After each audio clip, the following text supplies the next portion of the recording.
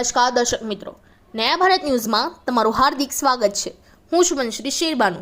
ડભોઈમાં શૈક્ષણિક સાધન સામગ્રી ખરીદવા માટે ટાવર બજારમાં વિદ્યાર્થીઓ અને વાલીઓનો ઘસારો પવનની બદલાયેલ દિશા સાથે સાથોસાથ ગરમી અને ભેજ જેવું વાતાવરણને લઈ પરસેવે રેપશીપ થતા લોકો આકાશ તરફ નજરે કરતા નજરે પડે છે। ઉનાળાની વિદાય થવાની ઘડીઓ ગણવા લાગી છે।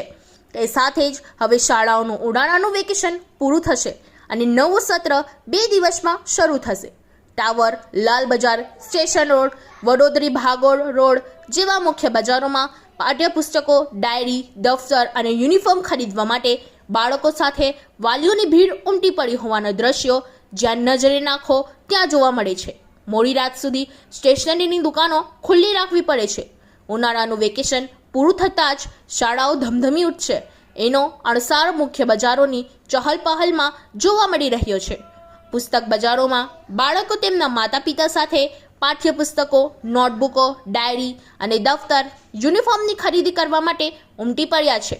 વાલીઓના ઘસારાને લઈ પુસ્તકો તથા શૈક્ષણિક સાધન સામગ્રીની ખરીદીએ બજારોમાં એકાએક તેજી લાવી દીધી છે। ડભોઈ ઉપરાંત 119 ગામોનો લોકો ખરીદી અર્થે અહીં આવે છે। ડભોઈ ટાવર બજારમાં પાઠ્યપુસ્તકો તથા શૈક્ષણિક સાધન સામગ્રી તથા યુનિફોર્મ તૈયાર તેમજ એના મળે તો તે માટેનું કાપડ ખરીદવા માટે ગ્રામ્ય વિસ્તારમાંથી વાલીઓ ઉમટી પડતા ભારે ભીડ જામે છે।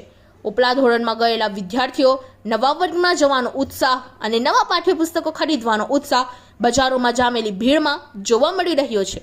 ડભોઈ તથા તાલુકાના ગ્રામ્ય પંથકમાં આવેલી શાળાઓના યુનિફોર્મ ભિન્ન ભિન્ન હોવાથી દરેક શાળાના વિદ્યાર્થીઓ પોતાની શાળાનો યુનિફોર્મ, ટાઈ, બૂટ, મોજા વગેરે ખરીદવા યુનિફોર્મ વેચાતી દુકાનો પર ભીડ જોવા મળી હતી।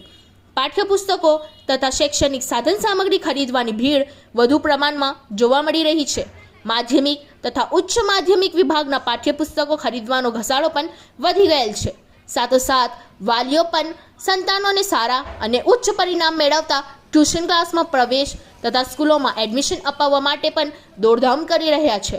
હવે વહેંચવામાં આવતા પેમ્પલેટો પર વાલીઓ અભ્યાસ જરૂર કરે છે અને એ બાબતે વિચાર કરી આગળ પગલું ભરે છે। ડભોઈ શહેરમાં ખાનગી પ્રાથમિક શાળાઓમાં પ્રવેશ આપવાનું કાર્ય મે મહિનાથી શરૂ થઈ ગયું છે। ઘસારાને પહોંચી વળવા પાઠ્યપુસ્તકોની દુકાન મોડી રાત સુધી ખુલ્લી રાખવી પડે છે। Bureau report Lalabhai Bhatiyara.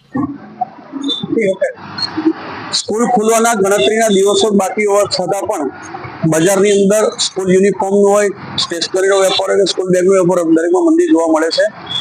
જેના કારણોસર કોરોના પછી જે બિઝનેસ પેટર્ન બદલાઈ છે એ પણ છે। બીજું કે કેશની લિક્વિડિટી બજારમાં નથી એ પણ છે।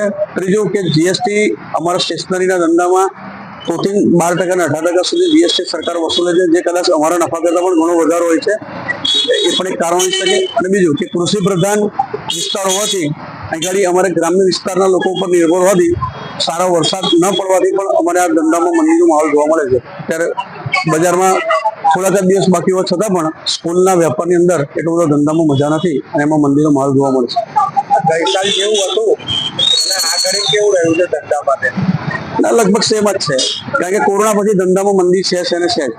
આમાં જે ડાયરાઓ આવે એના ફીડમાં ના, એટલે એમાં શું છે, 10 રૂપિયા કે 20 રૂપિયા કે 30 રૂપિયાનો ભાવ ફિક્સ ચાલે છે, એના માટે પેજ ઘટે છે। દર વખતે વધારો થાય છે પણ પેજ ઘટાડીને પણ એ કિંમત પકડી રાખવામાં આવે છે અને પેજ ઘટાડો છે જ એની અંદર, જેના કારણે કિંમત પકડાય છે। તો 20 રૂપિયામાં અમે પહેલા, મને યાદ છે કે અમે 200 પેજનો ચોપડો વેચતા હતા, અત્યારે અમે 100 પેજનો ચોપડો વેચી રહ્યા છે। इस वीडियो को लाइक करें, हमारे चैनल को सब्सक्राइब कर बेल आइकन जरूर प्रेस करें